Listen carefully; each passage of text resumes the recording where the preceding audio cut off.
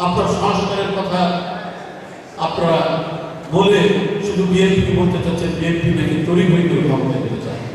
8 মাস তো হয়ে গেছে, যদি ডিসেম্বরে ধরে আপনাদের কথা বলে, যদি কেউ কেউ বলছেন সরকারের পক্ষে বা সরকারের অনুরাগী যারা, যদি সংস্কার সম্পাদন না করে নির্বাচন গেলে যারা ক্ষমতায় আসবে তারা সংস্কার করতে পারবে কিনা সন্দেহ।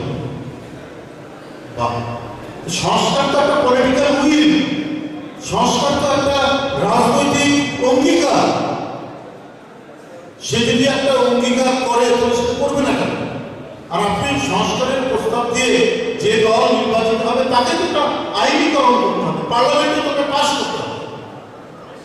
তাহলে এই ধরনের ভাষা তৈরি করে, এই ধরনের বিভ্রান্তি তৈরি করে কার লাভ হচ্ছে, কার লাভ হচ্ছে?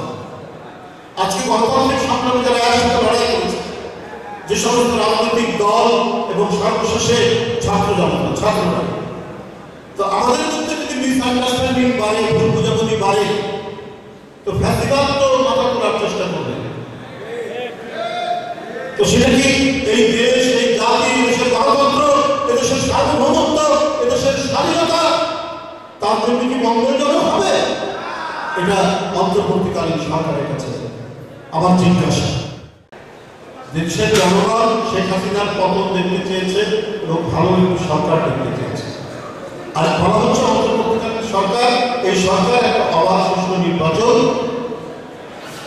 অনুষ্ঠিত করবে। কারণ এই অবাধ সুষ্ঠু নির্বাচনটা একেবারে জাদুঘরে পাঠিয়ে দিয়েছে শেখ হাসিনা।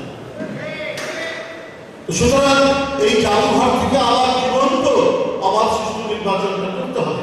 সেই বিশ্বাস তো ডক্টর ইউনূস সাহেবের কাছে জনগণ দিয়েছে, রেখেছে সেই বিশ্বাস, তিনি এই কাজটি করবে। তিনি একজন গুণী মানুষ, তিনি আন্তর্জাতিক সম্মান করবেন।